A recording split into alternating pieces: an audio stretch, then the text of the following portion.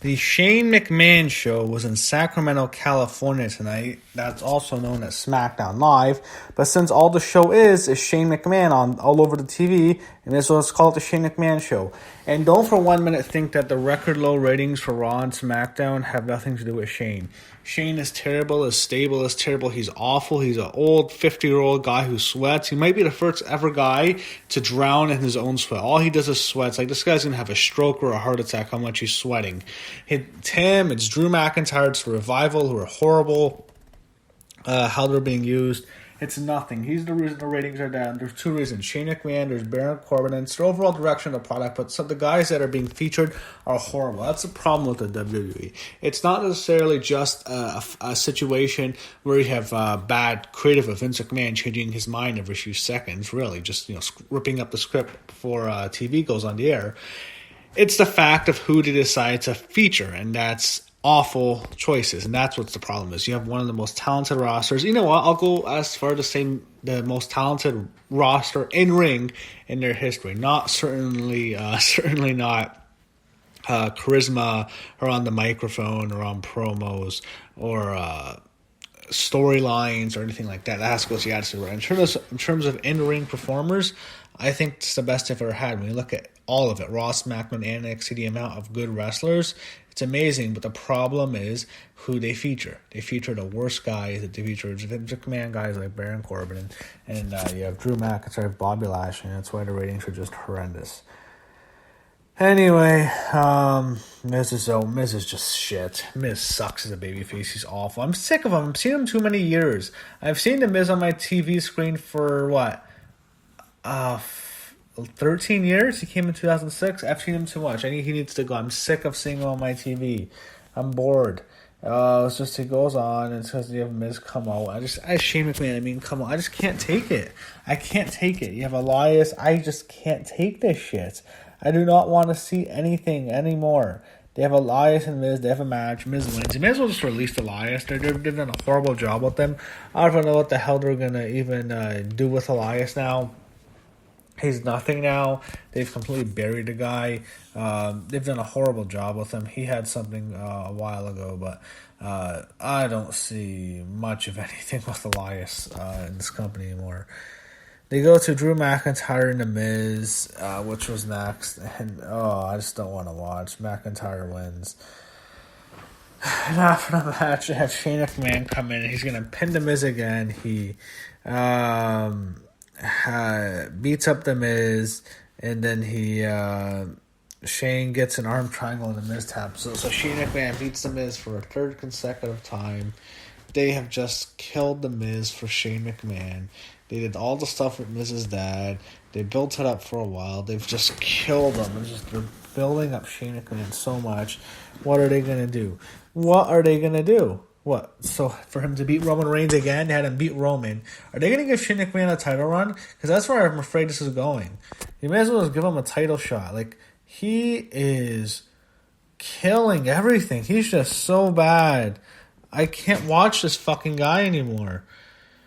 So they go backstage. You have Sonya Deville and Mandy Rose, who have done absolutely nothing. The Iconics are the worst champions in the company right now. You can't tell me in that match at WrestleMania you can't have Mandy Rose and Sonya Deville as champs. They'd be far better champs than the Iconics. Mandy and Sonya aren't too bad in the ring. They work well as a duo. They have a good chemistry. The Iconics are fucking horrific. They're shit.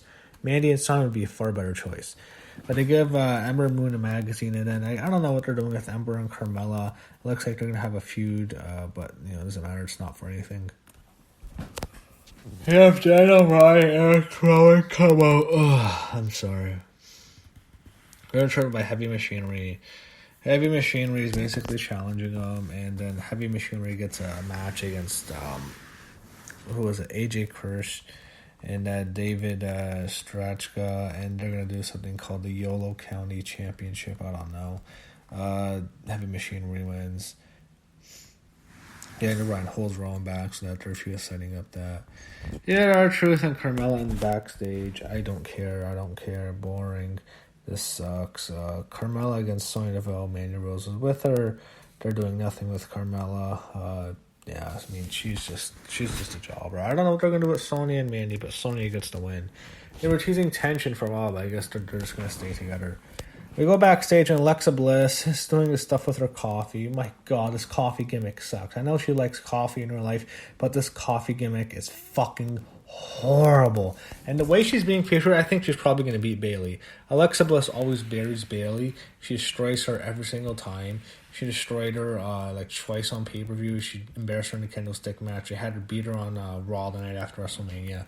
Vince loves Alexa Bliss. Doesn't matter her concussion history. I think she's going to beat Bayley.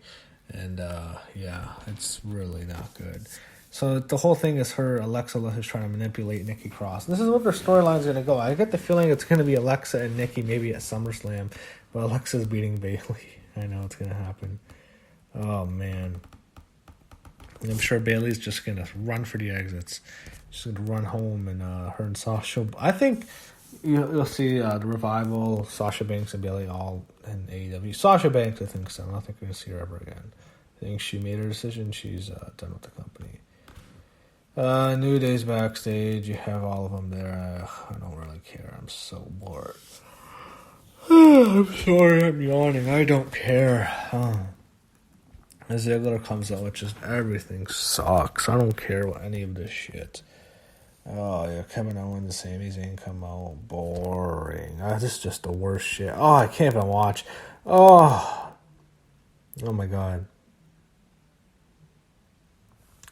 They show Bayley backstage, and she's interviewed by, I think it's Kayla Braxton, Kayla is the one on SmackDown. So you had New Day there, and then you have, I messed up.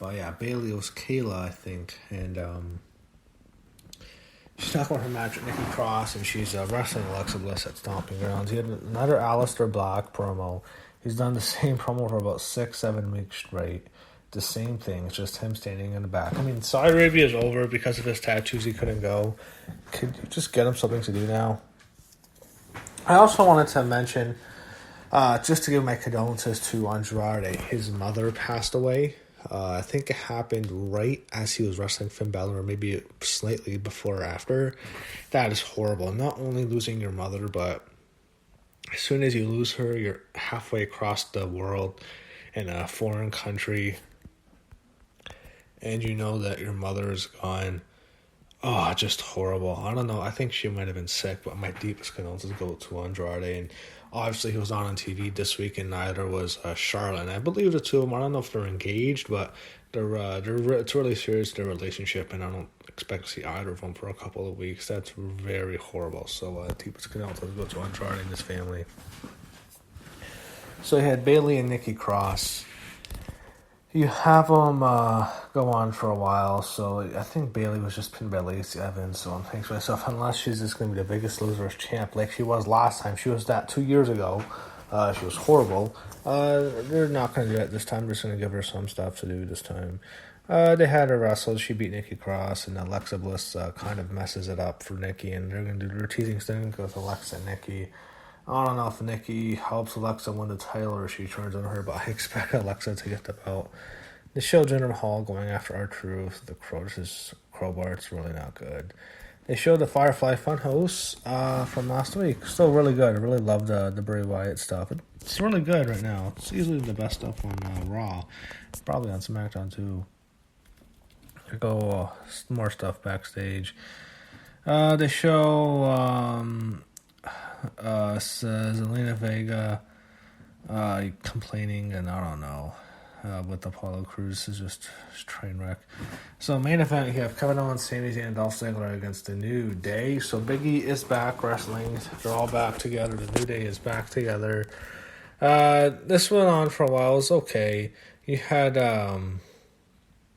Kofi and Ziggler, they're building that up for the cage match, the rematch at Stomping Grounds. Eventually, Kofi gets a treble and paradise to Dolph Ziggler, and then Big E hits the big ending to Sami Zayn, and they get the win. So Sami Zayn is nothing, but New Day gets the win. They're reunited. Big E, Kofi, and Xavier Woods, all of them reunited. They get the victory here. And, it is what it is. WWE is not good. if you want to go back and watch my Raw review, you can retweet. I started it off with that kind of went viral on Monday. My, so my interest level is at an all-time low. I don't even think about wrestling. I never even cross my mind. I'm barely on Twitter. I'm not even active because I don't care about wrestling anymore. I only do recaps now, so just nothing, man. Just losing interest. There's just nothing about the WWE that interests me anymore, and their product is just horrible now.